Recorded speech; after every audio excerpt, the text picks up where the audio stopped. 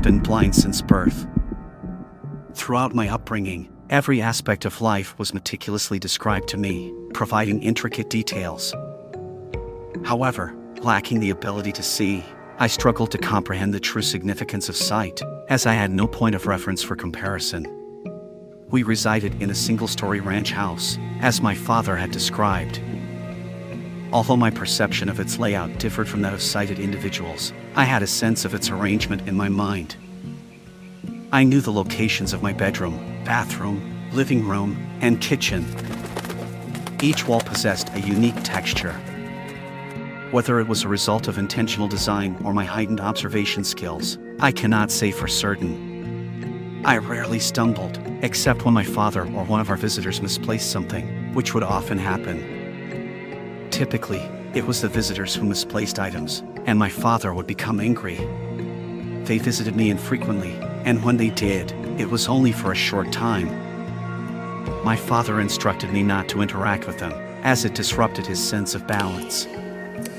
He worried when I perceived things that he couldn't, relying on my ears or sense of touch to perceive them. Sophie was the first one. She appeared incredibly kind. She asked me my name and questioned the cause of my face disfigurement. She was in the living room, and I could discern her location by the sound of her breaths. They were harsh and nasal, as if her nose was congested. When Father had a cold, he would always breathe through his mouth, taking big labored breaths since he wasn't accustomed to it. Whenever people mentioned my face, I would instinctively reach out and touch it, attempting to comprehend why it appeared so unusual to them. And when I asked if I could touch theirs, there would always be a momentary pause. I deduced that sighted individuals never partook in such an act. What purpose did they have for it? When I asked Sophie if I could touch her face, she reluctantly consented. But just as I was about to, my father entered the room and inquired about the person I was conversing with. I replied, "No one." He would always punish me whenever I mentioned them. I believe it terrified him. He would tightly grip my hand and guide me away. I would lose my balance and become disoriented to the point that when he eventually released me, my hands would frantically search until I could find my bearings. Usually, it would be my bedroom, although occasionally he would leave me stranded outside, in the middle of nowhere. That was the worst. I felt utterly lost and terrified. He told me about the road that ran in front of our house and explained that the sounds I heard were from cars, cautioning me that they could be dangerous and might harm me if they came into contact with me. Those sounds were my only means of perceiving the surroundings. I would wait until I heard a car passing by, and then I would use it as a guide to determine the direction in which to run back to the house. That evening, I heard Sophie's whispers. She expressed her fear, and I whispered back, although she couldn't hear me. I asked my father about Sophie, but he avoided discussing her. When I inquired why, he remained silent. Upon informing him about her question regarding my face, he inquired about my reaction. I admitted my desire to touch hers. He laughed, although I sensed his displeasure. I could discern the difference in his laughter. A genuine laugh opens the mouth wide, while a forced one keeps it nearly closed.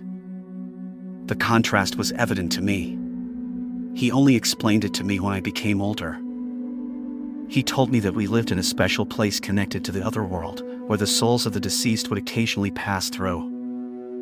These were individuals who had experienced great suffering in their lives and desired to communicate with the living. He explained that because I couldn't see, I had a heightened sensitivity to their presence.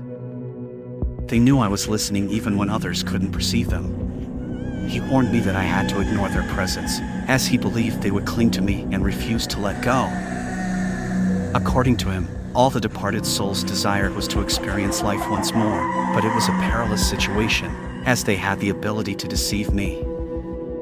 He assured me that he knew how to handle them, but if they became attached to me, he couldn't offer any assistance. Several years later, Michelle appeared before me, expressing her confusion and admitting that she was lost. Despite being aware of my father's prohibition against interacting with such entities, she pleaded for assistance. Resolute in my silence, I understood the consequences that would follow if I uttered a word. "Have you been communicating with them?" Father interrogated. Though distraught, I responded with a firm no. My desire to aid Michelle was strong, as I empathized with the fear and disorientation of being lost. Michelle remained silent, not uttering a single whisper to me. I, in turn, disregarded her presence, and she reciprocated the indifference. It was my father who came to my rescue, and for that, I felt a deep sense of gratitude. Following Michelle's encounter, I became aware of what needed to be done, and I took the necessary steps to address the situation. As a result, the spirit ceased to trouble me for an extended period. However, this respite was short-lived, as a new presence emerged. Linda didn't give me a chance to calm down. I was alone, sitting in the living room and listening to the television. "Help," she said. "I need to find a way out." I remained silent. "Can you hear me?" she asked, surprised. "I'm not allowed to speak with you," I informed her. "Please," she pleaded. "I'm frightened. I'm lost. I just want to see my dad." I tightened my grip on the armrests of the chair and reiterated that I couldn't comply. "He's dead," she stated. I remained silent. "Your father is dead," she repeated. I wasn't going to be fooled. Suddenly, a rumble reverberated through the room, causing objects to soar and shelves to shake. "Stop this!" I screamed. And just like that, it ceased. "Please, help me escape," she pleaded. I wasn't going to talk to her. I did the only thing that, in my opinion, could help. I unlocked the front door, hoping she would run out and get lost, just like I would have done. When I didn't hear anything more from her, I locked the door again and sat back down. I listened attentively for any signs that she was still present. Aside from the sounds of the television, it was quiet. I hated when my heart raced. I could feel it pounding in my chest, the tick-tock rising and falling as if it were about to explode. When I heard my father's voice, I let out a scream. "Son," he said, "I need your help. I think I'm dying." I did what he told me to do. I remained silent. If he had truly passed away, he would have never abandoned me. Instead, I hurried outside and called for help. I shouted until my voice grew hoarse, amidst the sounds of cars speeding by on the road in front of my house. I continued shouting until I finally heard a response from someone, an approaching woman. "What happened?" she asked. I told her that, in my opinion, my father was dying. She asked what had happened to my face. I pleaded with her to assist me, and she promised that they would provide help. I sat on the grass and waited. After some time, the woman came back to me and asked if she could hold my hand. "I'm so sorry," she said. I heard the sounds of sirens and people running. I asked what was happening. The woman explained that she had been there with me. Once the commotion subsided, the man turned to me. "I'm a paramedic," he said. "What happened to your face?" I reassured him that I was fine. He asked if I was sure, to which I nodded and confirmed. Then, he inquired if I minded him touching my face. I gave him permission, saying it was okay. In the next moment, I felt the pressure around my forehead loosen, and the air turned cold against my skin. It sounded as if he were peeling an orange. The image formed in my mind, and I grew worried that he would expose my inner layers. I let out a scream and demanded to know what he was doing. He reassured me that everything would be all right, while the woman tightly squeezed my hand, encouraging me to be brave. I wasn't exactly sure what I was experiencing. I felt a sharp pain in my head, similar to when you accidentally hit your shin against something solid, followed by a sensation that I began to comprehend as brightness. It was incredibly painful, and tears started streaming down my face. "What happened to your eyes?" the paramedic asked. I informed him that I was blind. He requested to examine them. As he inspected them, the pain resurfaced. "Do you know him?" the man asked the woman who had been assisting me.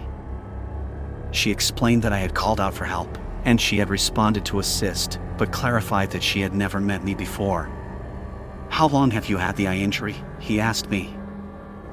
I informed him that I had been blind since birth. He asked if I could see his fingers. I replied with a no. He then inquired if I could open my eyes, to which I said I didn't understand what he meant. He asked if he could open them for me, but I remained silent. Suddenly, I felt his fingers on my face, covered in something rubbery. All of a sudden, everything became bright again, and I let out a scream. He attempted to calm me down, while the woman squeezed my hand once more. I was uncertain about what was happening. Sensations were flooding my senses that I couldn't put into words. It was similar to how it always felt, but intensified 100-fold and incredibly vivid. Despite this, I continued to scream as a blurry shape emerged in my field of vision. "Just breathe, okay?" the paramedic said. "Everything will be fine." "When was the last time you had vision?" As my heart started to calm down and my breathing slowed, I became fully aware of what I was experiencing. It overwhelmed me, and tears streamed down my face. "How long ago was that?" he asked once more. "I've never seen anything before," I told him. I was instructed to wear an eye mask for most of the day, only removing it at night to allow my eyes to adjust. Simultaneously, I found myself under the care of my aunt and uncle, initially unaware of the arrangement.